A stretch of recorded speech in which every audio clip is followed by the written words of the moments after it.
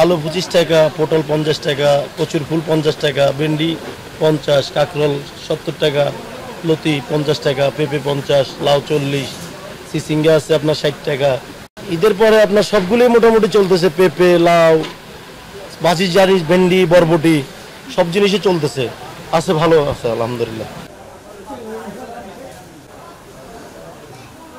অল্প অল্প শাক কম, যে এই জন্য মানে পাওয়া যাচ্ছে না, জ্বরে নষ্ট হয়ে গেছে না অনেক শাক, এই জন্য এখন পাওয়া যাচ্ছে না আর কি, অল্প অল্প আসতেছে, বেচতেছে এরকম।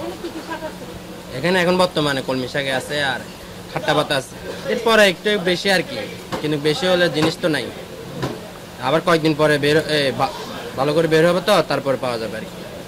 আছে, লদ্দসই আছে, চিচিঙ্গা আছে, কচু ছড়া আছে।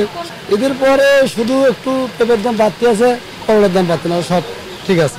পেঁয়াজ কিনছে, পটল কিনছে, লদ্দসই কিনছে, চিচিঙ্গা কিনছে এবং হলো লতি কিনছে। মানে এদের পরে মাংস খাওয়ার পরে সব করার পরে এলেই খাইতেছে। আর বাজার বাজার বেশি হওয়ার কারণে গাড়ি ঘোড়া আসতেছে না, এল্লাই তো বাজার বেশি। আমরা একটু মোকামাজা বেশি কিনি, হয়তো আমরা একটু বেশি বেশি, আর কিছু না। গাড়ি ঘোড়া ঠিক হলে সব ঠিক হয়ে যাবে আগের মতো। আজকে আমাদের সালাতের আইটেম, আমাদের এখানে তো কোনো সবজির আইটেম নেই, সবকিছু হচ্ছে সালাতের আইটেম। এটা ঈদের পরে মোটামুটি চাহিদা ভালো আছে, কাস্টমার টুকটাক আছে, কিছু দুই এক আইটেমের দাম বাড়ছে আগের মানে, আর বাকিগুলো আগে রেডি আছে।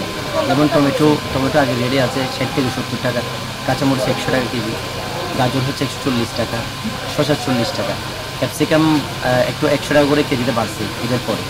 তারপরে লেবু আগে রেডি আছে, এটা বাড়ে নাই, মোটামুটি আসছে, খেতে আসছে মোটামুটি। সবাই তো বাড়িতে, এখনো বাড়ি থেকে তেমন কাস্টমার আসে না, তো মোটামুটি যেটা আছে ভালো আছে।